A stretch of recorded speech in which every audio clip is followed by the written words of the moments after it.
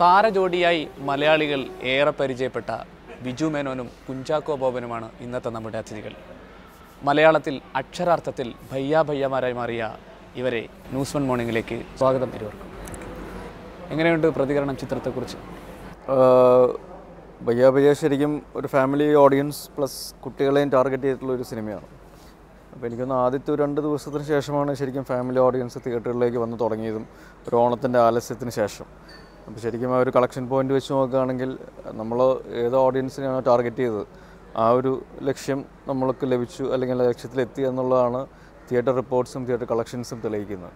അപ്പോൾ അതുകൊണ്ട് തന്നെ ഓണത്തിന് ശരിക്കും ഒരു ഫാമിലി എൻ്റർടൈനർ എന്നുള്ള ശ്രേണിയിൽ തന്നെ കൊണ്ടുവന്ന ഭയ്യ അതേ രീതിയിൽ ഫാമിലി ഓഡിയൻസ് സ്വീകരിച്ചു എന്നുള്ള വളരെ പോസിറ്റീവായിട്ടുള്ള റിവ്യൂസാണ് കിട്ടുന്നത്. അതിന് വലിയ സന്തോഷം. ബിജുമേനും സമാന അനുഭവമാണ്.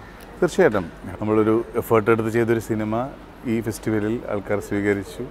അത് ആൾക്കാരെ തിയേറ്ററിൽ ഒരുപാട് ചിരിപ്പിക്കുന്നുണ്ടെന്ന് പറഞ്ഞാൽ എനിക്ക് ഒരുപാട് സന്തോഷം. അതാണ് നമ്മളെടുത്തൊരു എഫേർട്ടിനുള്ളൊരു ഞങ്ങളുടെ ഒരു സംതൃപ്തി എന്ന് പറയുന്നതല്ലേ. ഇതിൻ്റെ ഇടയ്ക്ക് ഒരു ഇടവേള ഉണ്ടായിരുന്നു, രണ്ടുപേരും ഒരു ഭയ്യ ആവാൻ വീണ്ടും ഒരു ഇടവേള.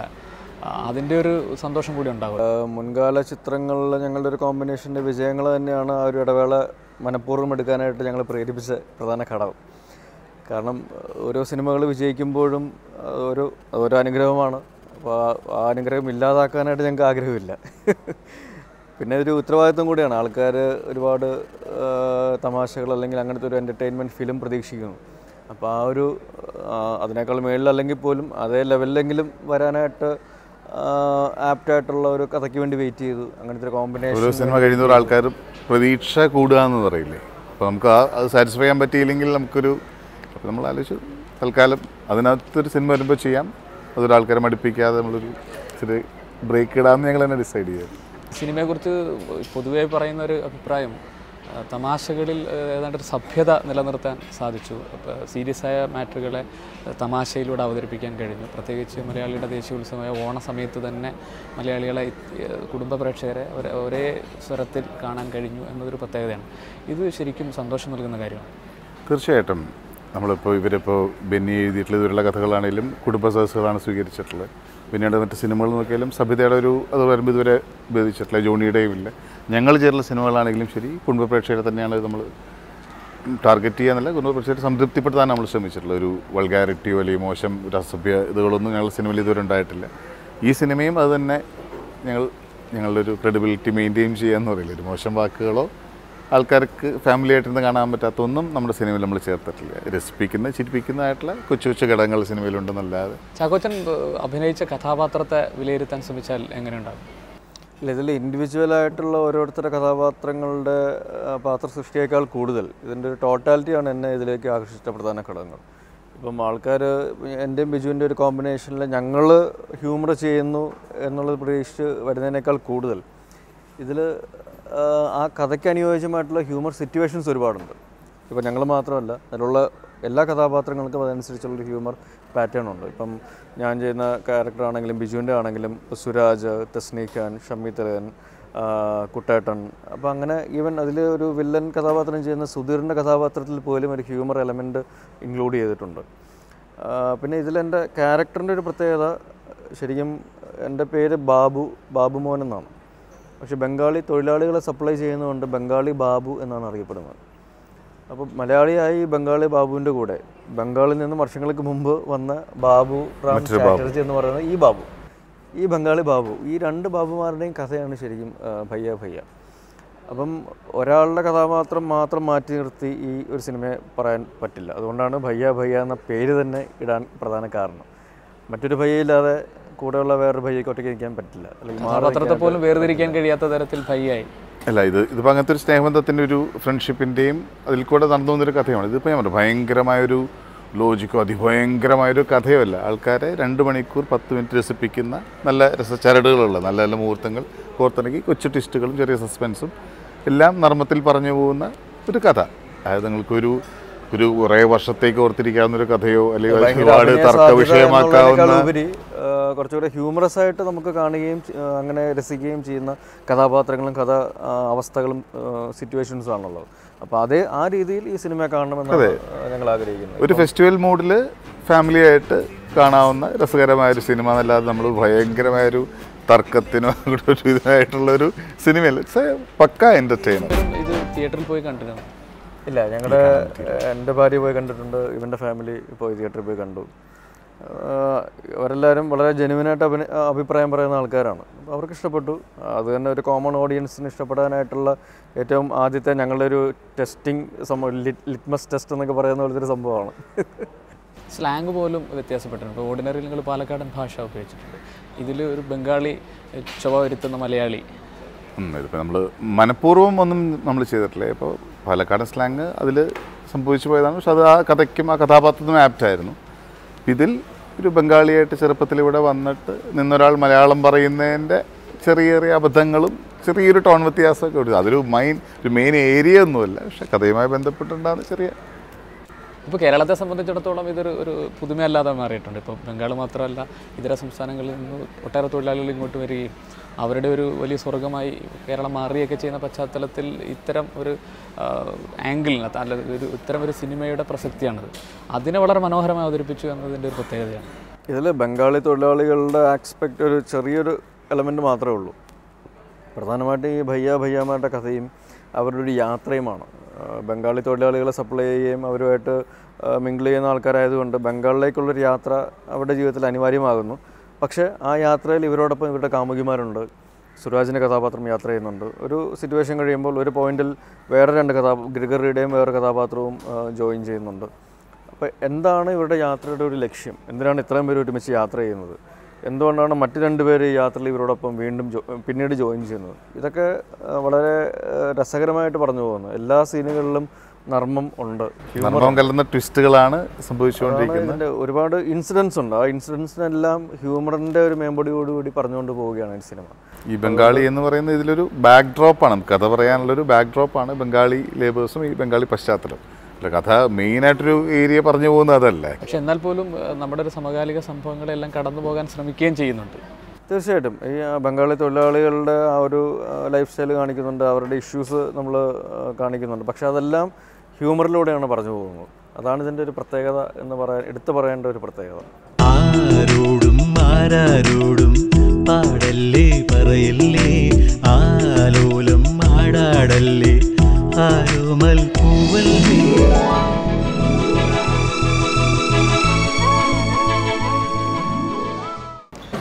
രണ്ടാളും നേരത്തെ സൂചിപ്പിച്ചതുപോലെ ചെറിയൊരു ഇടവേളയ്ക്ക് ശേഷമാണ് വീണ്ടും സംഗമിക്കുന്നത്. സിനിമയ്ക്ക് പുറത്തും നിങ്ങൾ ശരിക്കും ഭയ്യമാരാണ് എന്ന് പറയാൻ കഴിയും? അല്ല, കൂടുതലൊരു അച്ഛൻ മകൻ റിലേഷനാണ്. ഞങ്ങൾ ഗുഡ് ഫ്രണ്ട്സ്. ഇപ്പോൾ ഞങ്ങളിപ്പോൾ ഡെയിലി ഫ്രീക്വൻ്റ് ആയിട്ട് വിളിക്കുകയോ ഡെയിലി കാണുകയോ അങ്ങനത്തെ ഇതൊന്നുമില്ല. ഫിലിം കഴിഞ്ഞാലും അത്യാവശ്യമുള്ള സമയത്ത് അങ്ങോട്ട് വിളിക്കും, കാര്യങ്ങൾ കമ്മ്യൂണിക്കേറ്റ് ചെയ്യും, പേഴ്സണൽ കാര്യങ്ങൾ നമ്മൾ ഷെയർ ചെയ്യും. അങ്ങനത്തെ ഒരു ഹെൽത്തി ഗുഡ് റിലേഷൻ എന്ന് പറയില്ലേ. മകൻ റിലേഷനാണ്, അച്ഛൻ റിലേഷനാണ്. അത് അവൻ ചുമ്മാ പറഞ്ഞു, അവൻ ചെറുപ്പമായിക്കൊണ്ടിരിക്കണോണ്ട് പറഞ്ഞതേ ഉള്ളൂ, അങ്ങനെയല്ല. സുരാജ് ഞങ്ങളുടെ ഇത്തരം ഒരു പരിപാടിയിൽ പറഞ്ഞിരുന്നു, പിന്നെ ഞാൻ അത്യാവശ്യം ഡാൻസ് ചെയ്യാൻ പഠിച്ചു. ചാക്കോച്ചന് അത്രമാത്രം കൊണ്ട് പോരാ, എൻ്റെ ഡാൻസ് കണ്ടിട്ട് ചാക്കോച്ചൻ എന്നെ തടയാൻ ശ്രമിച്ചു, എൻ്റെ പണി പോകുമോ എന്ന്. അത് ശരിയാ, ഞാൻ തടയാൻ ശ്രമിച്ച വേറൊന്നുമല്ല, സുരാജിൻ്റെ ചവിട്ട് കൊണ്ടിട്ട് എൻ്റെ കാലം ഒടിയുന്ന അവസ്ഥ വന്നു. കാരണം സുരാജ് അതിൽ ഞങ്ങളുടെ ഒരു സോങ് പിക്ചറൈസേഷൻ രാത്രിയാണ് സോങ് എടുത്തുകൊണ്ടിരിക്കുന്നത്. അതിൽ സുരാജ് ഒരു കണ്ണ് കവർ ചെയ്തിട്ട് രണ്ട് കയ്യിലും ബാൻഡേജ് ഇട്ടിട്ടാണ് ഡാൻസ് ചെയ്തുകൊണ്ടിരിക്കുന്നത്. അപ്പോൾ ഒരു കണ്ണ് കവർ ചെയ്തിരിക്കുന്നതുകൊണ്ട് പുള്ളിക്ക് കുറച്ച് ഡിസോറിയൻറ്റഡ് ആയിട്ടാണ് ചെയ്യുന്നത്. അപ്പോൾ തൊട്ടിപ്പുറത്ത് ഞാനാണ് നിൽക്കുന്നത്. അപ്പോൾ ഞാനിവിടെ ഉണ്ടോ ഇല്ലയോ എന്നുള്ളതൊന്നും പുള്ളിയെ ബാധിക്കുന്ന കാര്യമല്ല. അത് ബാധിക്കുന്ന കാര്യമൊന്നും മാത്രമല്ല, പുള്ളിക്ക് അറിയത്തില്ല. അപ്പം എടുത്ത് കാലും കൈയൊക്കെ വീശി ഡാൻസ് ചെയ്യുമ്പോൾ മിക്കവാറും എൻ്റെ കണ്ണിനും മൂക്കിനും ഒക്കെ ആയിട്ടാണ് കൊള്ളുന്നത്. അത് എൻ്റെ ഈ പറയുന്നതല്ല, എൻ്റെ ഒരു സേഫ്റ്റിക്ക് വേണ്ടിയിട്ട് ഞാൻ കുറച്ച് വിട്ടുമാറി ഇതാണ് ഡാൻസ് ചെയ്തത്, അത്രേ ഉള്ളൂ. അല്ലാതെ ഈ പറയുന്ന പോലെ പുള്ളി ഒരു മൈക്കിൾ ജാക്സണും എന്നുള്ള രീതിയിൽ ചെയ്തു എന്നുള്ളതല്ല. അത്തരം അനുഭവം എന്തെങ്കിലും ബിജുനുണ്ടോ ഈ സിനിമയിൽ? അല്ല, ഈ സിനിമ ഞങ്ങൾ പറയില്ലേ, ഞങ്ങൾ ഒരു 10-65 ദിവസം ഞങ്ങൾ ഒരുപാട് സ്ഥലങ്ങളിൽ കൂടെ ട്രാവൽ ചെയ്ത് വളരെയധികം ചൂടുള്ള സമയത്തായിരുന്നു. ഒരു 45 ഡിഗ്രിയൊക്കെ സമയത്ത് നമ്മൾ കൽക്കട്ടയിലാണെങ്കിലും കമ്പം തേനി എല്ലാമായിരുന്നെങ്കിലും അത്രയും സ്ട്രെയിൻ ചെയ്ത് ഡേ നൈറ്റ് വർക്ക് ചെയ്തൊരു ഫിലിമാണ് ഞങ്ങൾ. നൈറ്റ് ഷിഫ്റ്റ് ചെയ്യുക, ഡേ വർക്ക് ചെയ്യുക, പിന്നെ നൈറ്റ് ഷൂട്ട് ചെയ്യുക, അങ്ങനെ ഒരുപാട് ബുദ്ധിമുട്ടിയിരുന്നു. പക്ഷേ ഇതെല്ലാം ഞങ്ങൾ എൻജോയ് ചെയ്ത് ഇതൊരു രസകരമായ ഒരു ഫണ്ണി നർമ്മം കലർന്നൊരു കഥയായതുകൊണ്ടാണ് നമ്മളതെല്ലാം ഷൂട്ടിങ് ചിരിച്ചും കളിച്ച്, ഇല്ലെങ്കിൽ നമുക്ക് വളരെ സ്ട്രെയിൻ ഉണ്ടായേനെ. പിന്നെ ആ അൾട്ടിമേറ്റ് ആ സ്ട്രെയിനെല്ലാം തിയേറ്ററിൽ അത് പ്രേക്ഷകർ ചിരിക്കുന്നു, എൻജോയ് ചെയ്യണമെന്ന് അറിയുമ്പോൾ ഉണ്ടാകുന്നൊരു സന്തോഷമുണ്ടല്ലോ, അത് നിങ്ങൾ ഷെയർ ചെയ്യാമെന്ന് പറയും. ഇതിൻ്റെ ഒരു പ്രൊമോഷന് വേണ്ടിയിട്ട് ഇതിൽ പിന്നെ സുരാജ് സിനിമയിൽ അവതരിപ്പിക്കുന്ന കഥാപാത്രത്തിൻ്റെ പോലെ കടമെടുത്ത് പറഞ്ഞാൽ ഒരുതരം ഉടായ്പ് അത്ര ഒരു പാട്ടെഴുതാനും സുരാജ് സന്നദ്ധമായി എന്നുള്ളത് സിനിമയുടെ ഒരു പ്രത്യേകതയാണ്. സിനിമയിൽ ഉൾപ്പെടുത്തിയിട്ടില്ലെങ്കിൽ പോലും ആ പാട്ടിനെക്കുറിച്ചും ഇപ്പോൾ ഓൺലൈനിൽ സോഷ്യൽ നെറ്റ്വർക്കിൽ വളരെ സജീവമായ ചർച്ചകളും അഭിപ്രായങ്ങളും നടക്കുന്നുണ്ട്. അവന് നാഷണൽ അവാർഡ് കിട്ടിയതിന് ശേഷം എന്തും ചെയ്യാനുള്ള ഒരു ധൈര്യം വന്നിട്ടുണ്ട്. ചുമ്മാ ഇല്ല, അത് തമാശയായിട്ടാണ് കൂട്ടിയത്. ആ പാട്ട് കണ്ടിട്ട് എന്താണ് തോന്നിയത്? ഇല്ല, ഈ കഥയ്ക്കും അതിൻ്റെ എന്താണ് സിനിമ കൊണ്ട് ഉദ്ദേശിക്കുന്നത് അത് വളരെ കറക്റ്റായിട്ട് പ്രേക്ഷകരിലേക്ക് എത്തിക്കാനായിട്ട് ആ പാട്ട് കൊണ്ടും അതിൻ്റെ ടീസറും പ്രൊമോയും കാര്യങ്ങളും കൊണ്ട് സാധിച്ചിട്ടുണ്ട്. അപ്പം അത് സിനിമയ്ക്ക് ഗുണകരമായിട്ടുള്ള എന്തും അത് ഏതറ്റം വരെ ചെയ്താലും കുഴപ്പമില്ല എന്നാണ് എൻ്റെ അഭിപ്രായം. ചിത്രം വളരെ സജീവമായി ഏതാണ്ട് പിന്നെ നേരത്തെ സൂചിപ്പിച്ചതുപോലെ റെക്കോർഡ് കളക്ഷൻ അല്ലെങ്കിൽ നല്ലൊരു വിജയത്തിലേക്ക് വരുന്നു.